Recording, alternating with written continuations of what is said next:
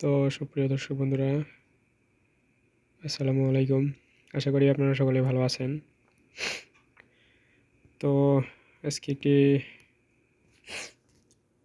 অন্যরকম ভিডিও নিয়ে আসলাম আপনাদের সামনে।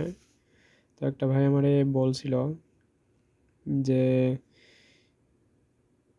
ব্যাটারি চার্জার অটো কাট বা অটো কাট অফ যে সার্কিটগুলো রয়েছে বাজারে পাওয়া যাইতেছে, তো এগুলো নাকি ভালো কাজ করে না। তো ওরই সেটার পরিপ্রেক্ষিতেই একটি অটো কাট সার্কিট আমার থেকে চেয়েছিল। তো সেটি নিয়ে একটু ঘাটাঘাটি করতেছিলাম। তো যেহেতু আমরা ডায়াগ্রাম নিয়ে কাজ করতেছি বর্তমান, ডায়াগ্রাম সহ পিসিবি ডিজাইন এগুলো নিয়ে বর্তমান কাজ করতেছি। তো এটি ভাবলাম যে অটোকাড যে সার্কিটটি রয়েছে এটি যদি নতুন করে বা আপডেট কিছু আপনাদের সামনে নিয়ে আসা যায়, তো সেটি নিয়ে মূলত ভাবনা চিন্তা করতেছিলাম। আর সেটি মনে করেন যে আপনাদের উদ্দেশ্য তুলে ধরা আর কি।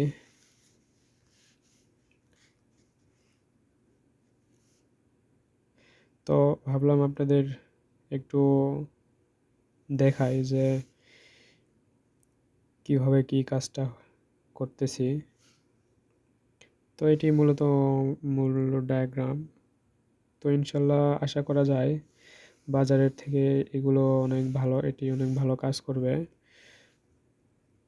তো যদিও এখনও করি নাই, প্র্যাকটিক্যালি করে দেখি নাই যে কীরকম কাজ করতেছে, আসলে কি এটি কাজ করবে কিনা এখনও দেখা হয় নাই।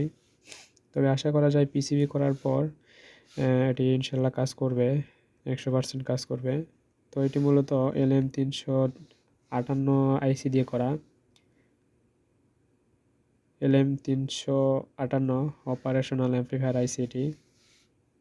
তো এই ডায়াগ্রামটা আমি বুঝিয়ে দিব, একটু সময় লাগবে আর কি। তো একটু যদি দেখাই, এটি যেহেতু LM358 অপারেশনাল অ্যাম্প্লিফায়ার আইসি দিয়ে করা, তো এটি বুঝতে হইলে আমাদের ফার্স্টে এই LM358 যে আইসিটি রয়েছে এটির সম্বন্ধে একটু ধারণা আপনাদের নিতে হবে। তো এই LM358 বিষয়ে আগে ভিডিও করব, এর কোন পিনের কি কাজ, কোন পিন দিয়ে কত ভোল্টেজ বা কোন পিনের কি কাজ বা কি হইতেছে না হইতেছে, এই বিষয়ে টোটালি একটি ভিডিও নিয়ে আসবো আপনাদের সামনে। তো এটি মূলত একটু দেখাইতে নিয়ে আসলাম, আগেই বোঝাই দিলে আপনারা বুঝবেন না। তো ফার্স্টে আপনাদের এই আইসি সম্বন্ধে জানতে হবে, তারপর এদিকে এগুলো জানতে হবে। তো সুপ্রিয় দর্শক, যদি আপনারা এই সার্কিট বিষয়ে জানতে চান অবশ্যই আমার চ্যানেলের পাশে থাকবেন।